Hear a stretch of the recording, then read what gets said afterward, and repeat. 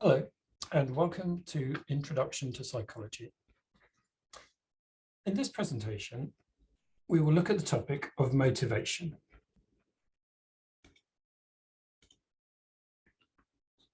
The presentation will follow the outline shown, starting with the question, what is motivation?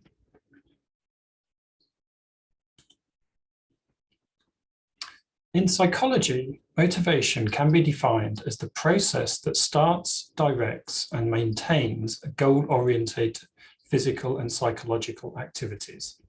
That is, it is the mechanism that causes us to strive to do things.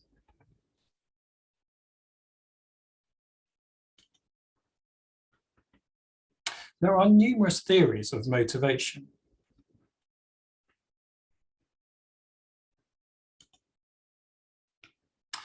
The screen shows an image of a leaping salmon.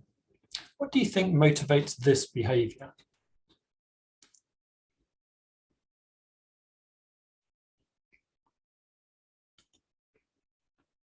According to instinct theory, developed by McDougall in 1908, universal behavior is motivated by our genes.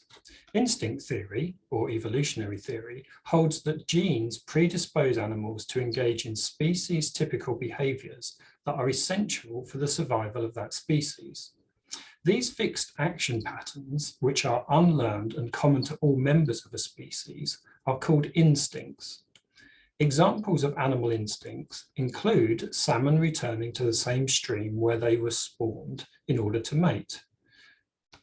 Instincts also include all birds of a particular species building their nests in the same way, and all spiders of the same species weaving their webs to the same pattern.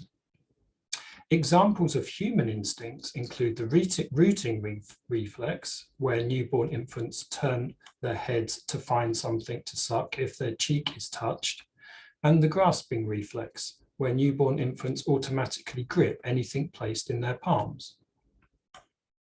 McDougall said that there were numerous universal human behaviors, such as aggression and parenting, but in fact, there are very few universal human behaviors.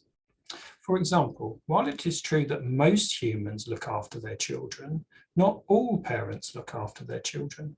And those that do look after their children don't all do it in exactly the same way. So parenting cannot be entirely genetic. It can't be instinctive. It must involve a degree of learning. The only true universal or unlearned human behaviors are our reflexes. The limitation of instinct theory is, therefore, that it can only account for a very small number of human behaviors.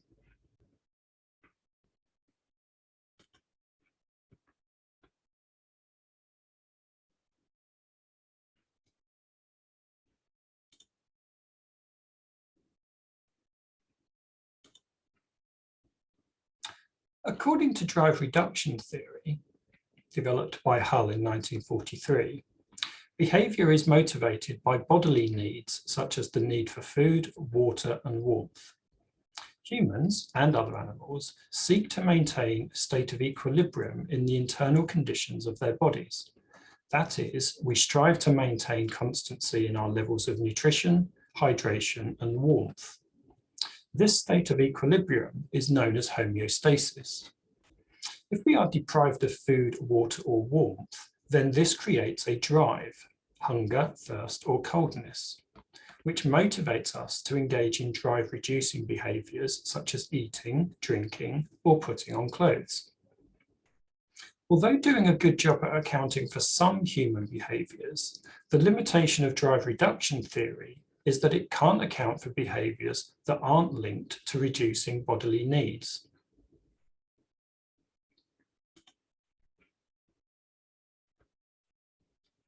The screen shows an image of two people on a slingshot ride. What do you think motivates people to go on such rides?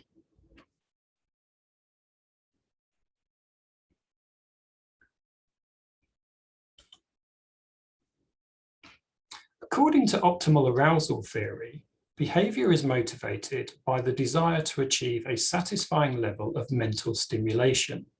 Humans and other animals don't just seek to maintain a state of equilibrium in the internal conditions of our bodies. We also seek to maintain an equilibrium in arousal. That is, we don't like to be bored and we don't like to be overstimulated. Hence, we seek to increase our levels of arousal enough to alleviate boredom, but without becoming overstressed. Thus, when we are bored, we are motivated to seek stimulation, and when we are overexcited, we are motivated to withdraw to a calmer environment. It should be noted that due to different base levels of arousal, people vary in the amounts of stimulation that they find satisfying.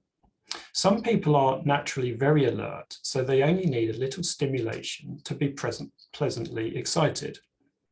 Some people are naturally less alert, so they need a lot of stimulation to be pleasantly excited. This explains why the boy and the girl in the image react differently to amusement park rides. The girl found the ride unpleasant because she is naturally very alert, so the ride over-aroused her, while the boy found it enjoyable because he is naturally less alert, so it pleasantly excited him. Optimal arousal theory does a good job at explaining why people do things for mental stimulation, but it can't explain why people do things to reduce bodily needs.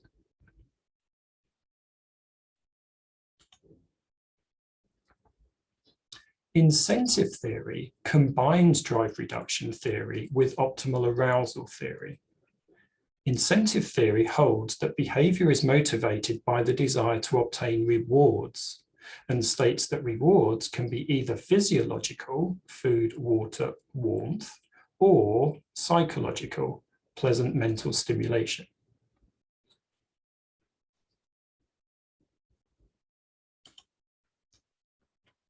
Consider the questions shown.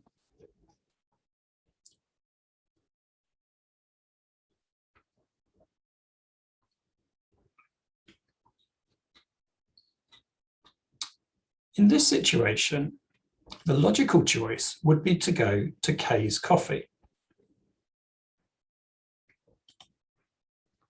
This illustrates one central tenet of incentive theory. That is, the more likely that we think a reward is, the more motivated we are to strive for it. It should be noted that the probability of getting a reward is known as its expectancy value.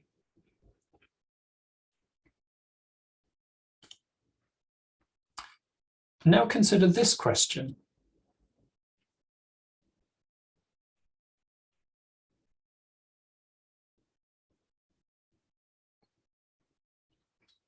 In this situation, the logical choice would be to go to Kay's Coffee. This illustrates a second tenet of incentive theory. That is, the more satisfying we expect a reward to be, the more motivated we are to strive for it.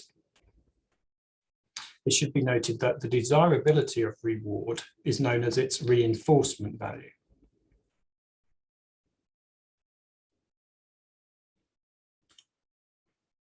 Finally, consider this question.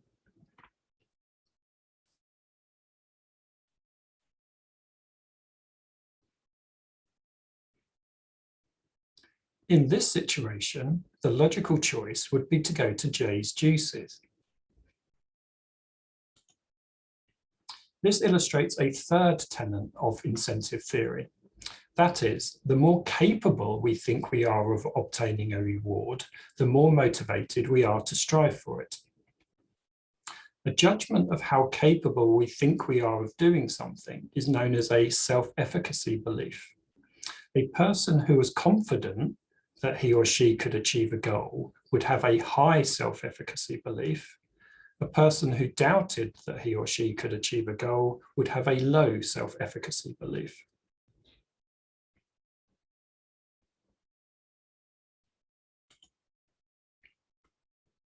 The final question to be addressed in this presentation is, what is the hierarchy of needs?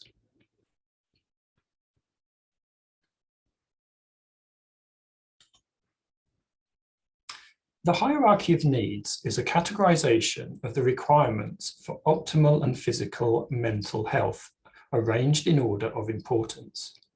That is, it is a ranking system of all the things that people require in order to ensure their physical and mental health.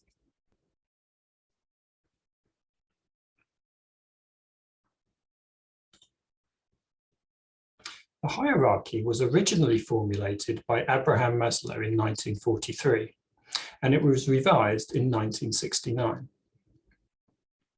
The hierarchy summarizes the various human needs.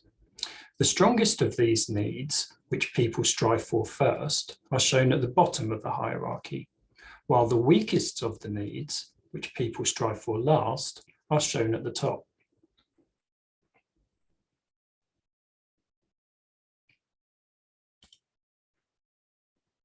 The strongest needs, the needs at the bottom of the hierarchy, are physiological needs. These are needs linked to bodily appetites, physical desires. We all have needs for air, water, food, water, warmth, sleep, and sex. However, we all need these things to slightly different extents, depending on individual physiology.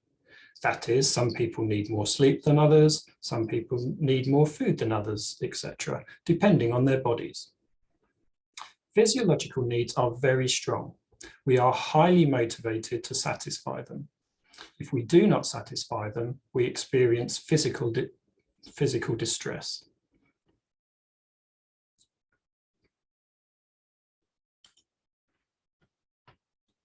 Once people have adequately satisfied their physiological needs, they seek to satisfy their safety needs.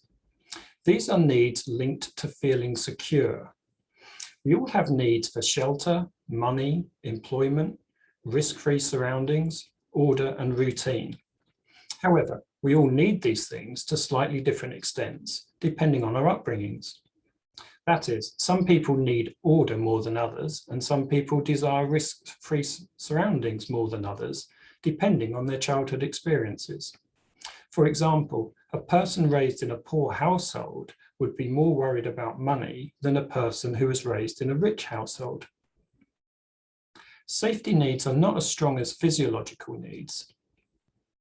If we do not satisfy them, we experience stress and anxiety.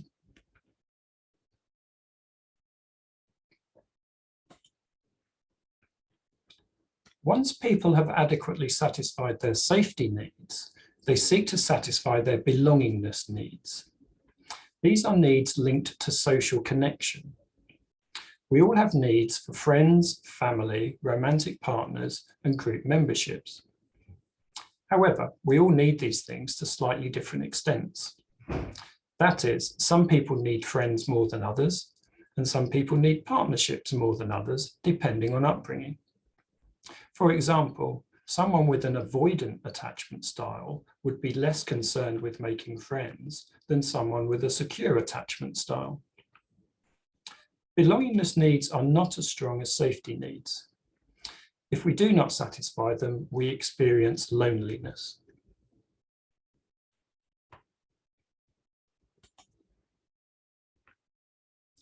Once people have adequately satisfied their belongingness needs, they seek to satisfy their esteem needs.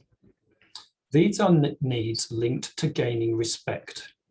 We all have needs for status, recognition, achievement, and power.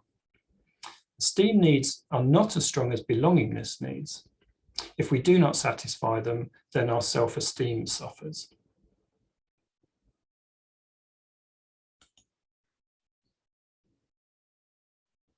Finally, once people adequately satisfy their esteem needs, they seek to satisfy their self-actualization and self-transcendence needs. These are needs linked to a sense of fulfillment.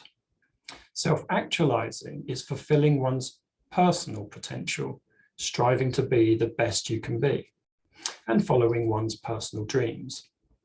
Self-transcendence is seeking to further worthy causes outside of the self, such as supporting social justice, environmentalism, or world peace, and searching for spiritual connection. It should be noted that self-transcendence was not included in Maslow's original 1943 hierarchy, but was included in his 1969 manuscripts.